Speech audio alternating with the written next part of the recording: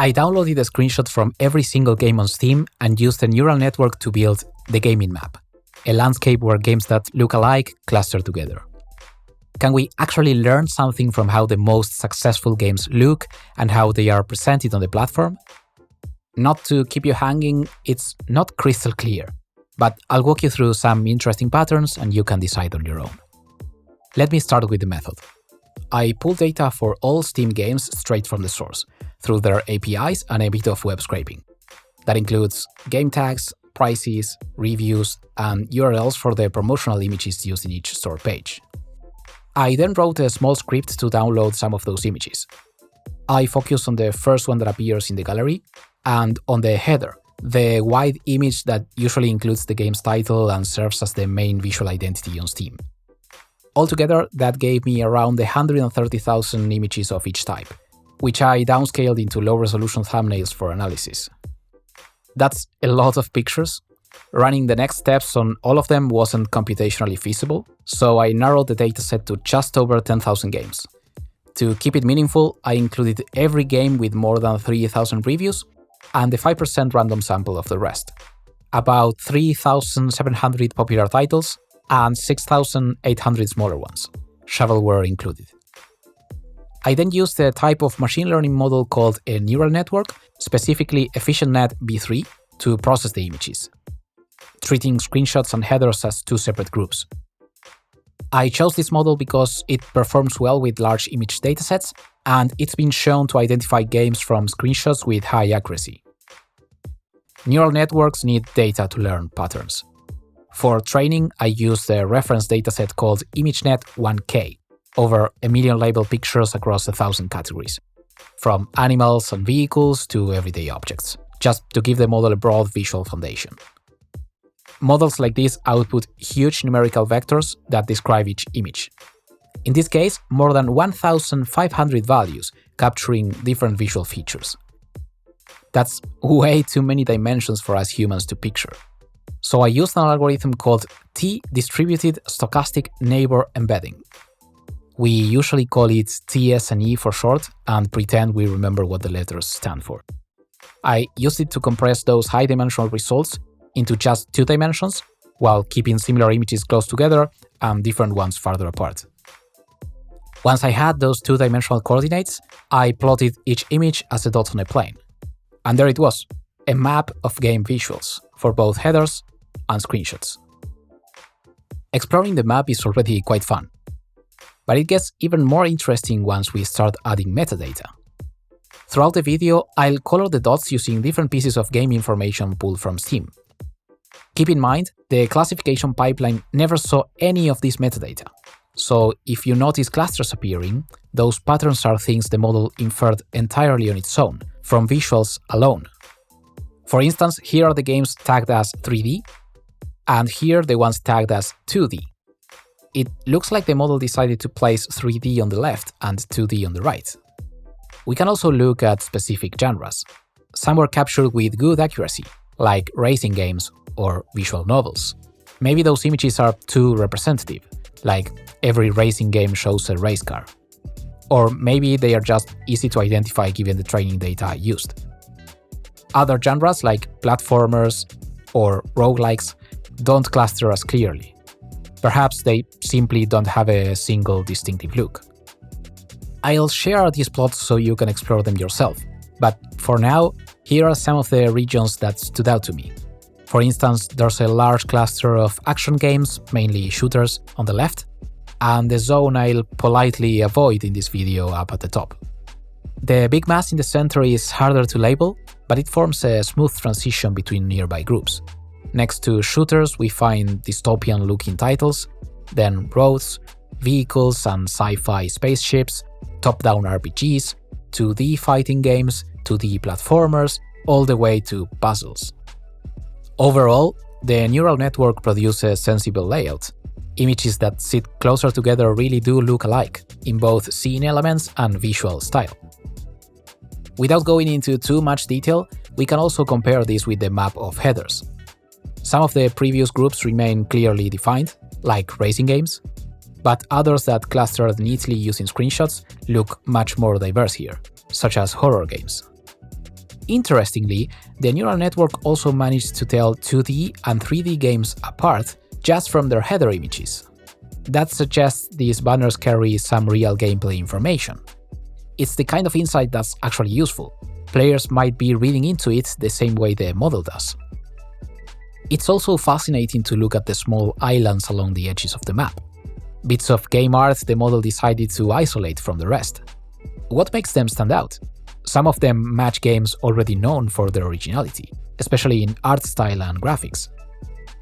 Going back to screenshots, let's start adding some numerical data, beginning with the number of reviews each game received, which works as a decent proxy for sales and overall popularity. To my surprise, there's a noticeable correlation between screenshots and review counts. Most of the big games cluster on the left. There's an area of particularly high density. And what do they have in common? They are action-packed. Guns, people running, war scenes, and lots of explosions. The action tag overlaps heavily here, but it's also used widely across other titles. Tags like war, FPS, military, tactical, and shooter fit well too, though none of them uniquely define the region. A few high review outliers include It Takes Two and Lethal Company. On the other hand, low review games tend to appear more on the right side of the plot. Now, correlation doesn't mean causation. These images aren't necessarily why the games perform the way they do. It's more likely that action-heavy 3D titles come from big AAA studios with larger budgets and marketing power, leading to more sales and therefore more reviews. So it's not the screenshots themselves driving success, but the broader context they reflect. Still, it's fascinating that this kind of information can be captured in a single frame of the game. Now, what about review sentiment? The share of positive reviews each game received. How do these screenshots relate to a game's overall reception? I couldn't find much here, but it's still interesting to note that predicting public opinion from screenshots alone isn't realistic, at least not with this method. Coloring the map by price, we see another clear correlation, similar to what we found with review counts. We can roughly estimate the price of a game from its first screenshot. Still, that doesn't mean the images define the price. There's probably a common factor behind both, like certain genres implying both a typical price range and a visual style. That said, this suggests players associate specific aesthetics with different price levels, because the pattern is easy to recognize. From a practical standpoint, it seems hard to justify a high price if a game looks like those on the lower end of the spectrum. I'd naturally describe many of those as low budget, and the model picked up on that. This left-to-right expensive-to-cheap trend appears even in the smaller clusters, not just in the main one. Exploring those isolated groups helps show how visuals communicate production value, and how important strong art direction is when creating promotional material. It may sound trivial, but the data confirms that visuals convey production quality, and by extension, price, something both we and this model can perceive. But we shouldn't judge a book by its cover.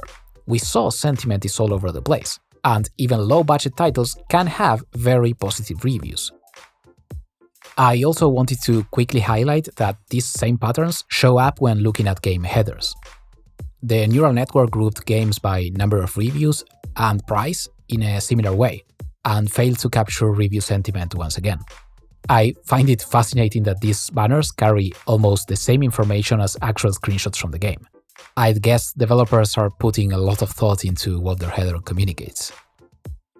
So far, we've been overlaying the map with metadata from Steam, but the images themselves are a rich space to explore too.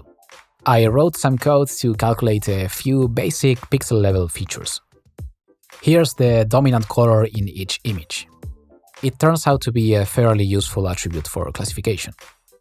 Overall, I think red tones dominate. Some regions stand out for their characteristic colors. The bottom area shows a lot of green, matching the many landscape scenes in that part of the map. Action titles lean toward an orange hue, with plenty of explosions and fire, and the upper region shows a lot of pink. often tied to anime and mature-rated titles, where character art tends to focus on lighter skin tones. Still, there's clearly a wide range of artistic diversity. Games use color in very different ways. Image brightness is another interesting one. The neural network clearly grouped games by this value, though it didn't treat it as a main factor. If you look closely, brightness seems to form smaller clusters inside broader ones. For example, while the 3D-2D distinction dominates from left to right, brightness works as a subdivision within those groups. Some genres are visually defined by brightness. Two extremes are horror and arcade games, dark and light respectively. And if we focus on the cluster of high review titles we saw earlier, they sit roughly in the middle of the brightness range. We notice a similar pattern with saturation, the intensity of color or how vivid it looks. Most games, but especially big titles, fall in the mid-range. Highly saturated images tend to cluster on the right side of the map. It's not perfectly clear, but it doesn't look random either. Remember, that's where we found games with fewer reviews and lower prices. Maybe higher budget titles prefer more realistic, less saturated visuals. So in design terms, it looks like there are some clear conventions, especially within certain genres, but still plenty of room for artistic freedom.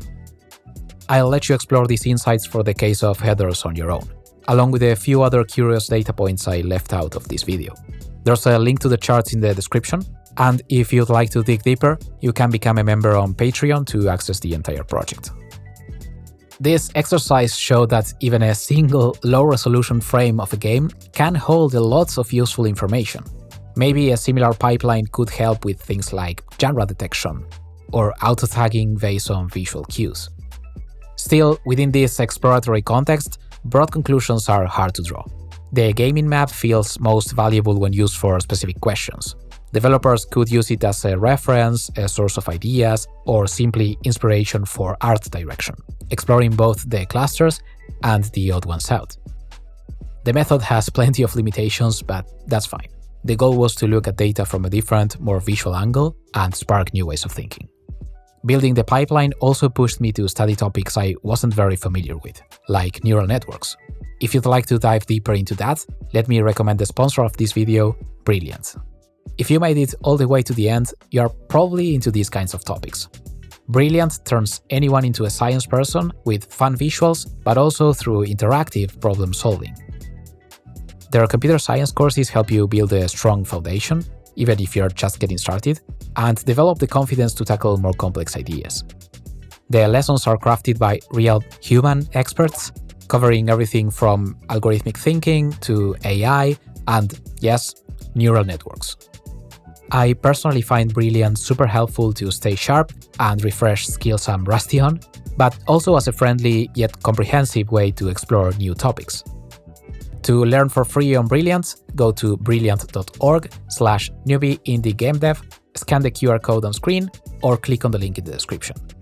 Brilliant's also given our viewers 20% off an annual premium subscription, which gives you unlimited daily access to everything on Brilliant. I'm confident you'll learn a lot. I really encourage you to check it out. Alright, see you next time.